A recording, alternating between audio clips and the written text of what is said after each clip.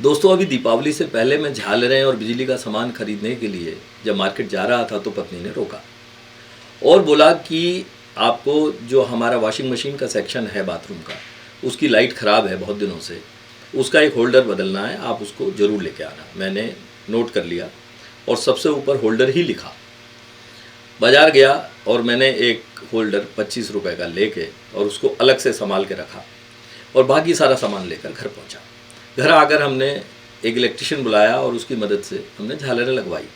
करीब करीब 1 से 1.5 घंटा लगा होगा, झालरें लग गई।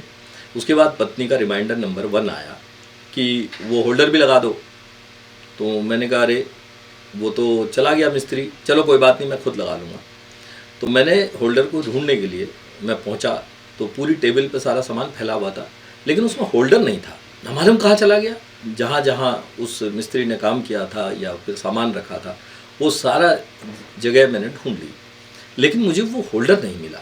दिमाग ख़राब हो गया कि यार मैं उसको इतना ध्यान से लेके आया हूँ और मैं ही उसे भूल गया कि कहाँ रखा था। अब इससे पहले कि दूसरा रिमाइंडर आ जाए और कोई सुतली बम मेरे आसपास फट जाए, मैं भागा। मैंने कहा दोबारा ख़रीद के लाते हैं। नीचे जैसे ही मैंने गाड़ी का दरवाज़ा खोला तो तब तक वो पीछे की सीट पे खड़ा खड़ा मुझे देखकर मुस्कुरा रहा था। कौन? वो होल्डर। मुझे इतना गुस्सा आया कि मैं उसको बाहर निकाल के और ज़मीन पर दे के मारूँ, लेकिन 25 रुपये के लालच ने दोस्तों मुझसे वो शौर्य का कार्य, वो वीरता का कार्य नहीं करने दिया।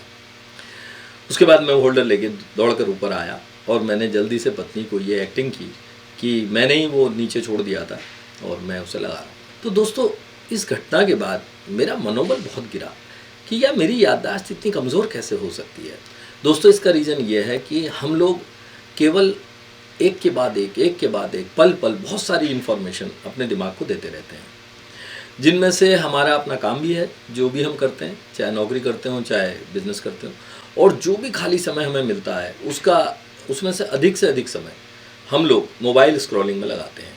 और मोबाइल स्क्रॉलिंग में आप देखते होंगे कि एक के बाद एक वीडियोज़ आते हैं, रील्स आती हैं या इसी तरह की कुछ इन्फॉर्मेशंस आती हैं, जिनमें से 90% हमारे मतलब की नहीं होती हैं, लेकिन वो हमारे दिमाग के ऊपर एक के बाद एक आती हैं और चली जाती हैं और हमको उनको याद रखने की ज़रूरत नहीं होती है, हम उनको याद भी नहीं रख सकते। अगर थोड़ी देर बाद आपसे पूछा जाए कि आपने कितनी रील्स देखी थी और कौन कौन सी रील्स देखी थी, तो आप नहीं बता पाएंगे। लेकिन इससे एक बात होती है कि हमारे दिमाग को ज़रा सा भी सोचने का वक्त नहीं मिल रहा है, जो कि पहले मिला करता था।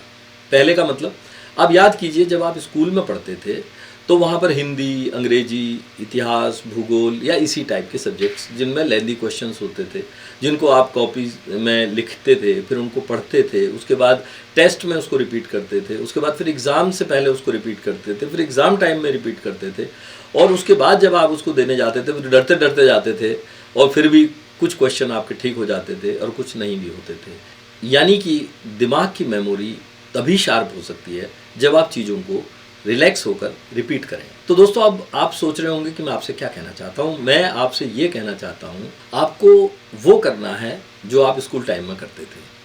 कहने का मतलब ये है कि वो जो 4-5 घंटे आप मोबाइल को देते हैं, उनमें से 1 से 1.5 घंटा या 1 घंटा मान लीजिए, 1 घंटा आप कुछ लिखने में या कुछ पढ़ने में दीजिए। अगर आप कोई किताब पढ़ते हैं तो आपको उस किताब को पढ़ने से आपका कंसंट्रेशन बनता है, आपके दिमाग का अलाइनमेंट होता है, यानी कि वो किसी चीज़ को देर तक सोच सकता है, वो किसी चीज़ को देर तक समझ सकता है।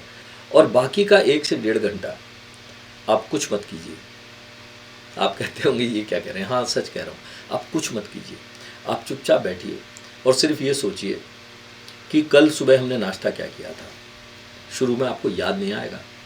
उसके बाद सोचिए कि दिन में क्या खाया था, फिर सोचिए कि शाम को हम कहाँ गए थे या दिन में कल हम किस किस से मिले थे।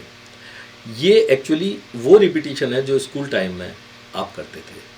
तो वो जो रिपीटिशन आप कर रहे हैं कल की घटनाओं का आज, और आज सुबह से लेके अब तक की घटनाओं का, उनसे आपके दिमाग को चीज़ों को मेमोराइज़ करने की आदत फिर से दोबारा शुरू हो जाएगी और आपको अच्छा लगेगा कि जिन चीज़ों को आप याद नहीं रख पा रहे थे वो चीज़ें आपको याद रहने लगी।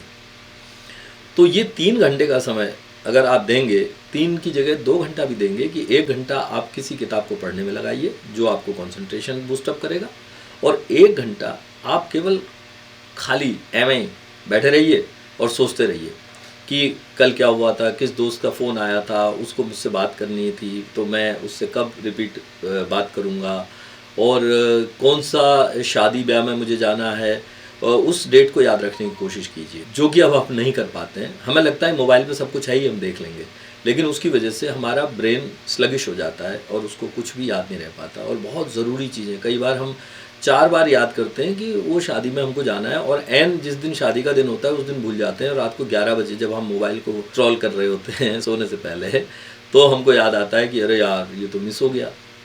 इससे बहुत सारे लोग हमसे नाराज़ हो सकते हैं, हमको घमंडी समझ सकते हैं, हमको इगोइस्टिक समझ सकते हैं, और सबसे ज़रूरी हमारी पत्नी हमसे नाराज़ हो सकती है, क्योंकि बहुत सारी चीज़ें उनकी भी हम भूल जाते हैं जो उनके लिए हमें करनी है। तो दोस्तों, आपको ये जान के आश्चर्य होगा कि ये खूबसूरत फार्मूला, जिसमें ना किसी दवा की ज़रूरत है और ना किसी दुआ की ज़रूरत है, केवल आपको थोड़ा सा अपनी ज़िंदगी में चेंज करना है, और आपको ऐसा लगेगा कि आप जवानी के दिनों में, आप बचपन के दिनों में वापस आ गए हैं, और आपको आपकी मेमोरी उतनी ही शार्प हो गई है। ये फार्मूला जो मैं आप तक पहुंचा रहा हूँ, ये एक प्रैक्टिकल फार्मूला है जो कि मेरे 33 वर्ष के बेटे प्रतीक ने मुझे बताया, जो कि इस समय न्यूयॉर्क में है और अपनी मल्टीनेशनल कंपनी की जॉब कर रहा है। और आपको जान के आश्चर्य होगा कि वो इतना सारा कई कंट्रीज़ का काम देखता है, लेकिन फिर भी उसको अपने सारे पिन पासवर्ड्स याद रहते हैं, जो कि मुझे एक भी याद नहीं रहता। और दोस्तों, आखिर में एक बात और कहना चाहता हूँ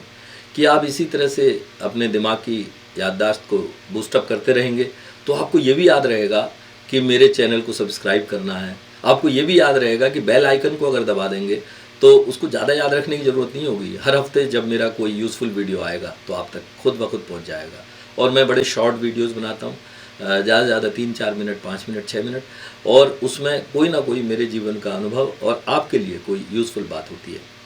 तो दोस्तों, इन्हीं शब्दों के साथ आपसे आज विदा लेता हूँ। एक हफ्ते के अंदर फिर दोबारा एक वीडियो के साथ आप तक पहुँचूँगा। तब तक के लिए नमस्कार, शब्बा खैर, जय हिंद।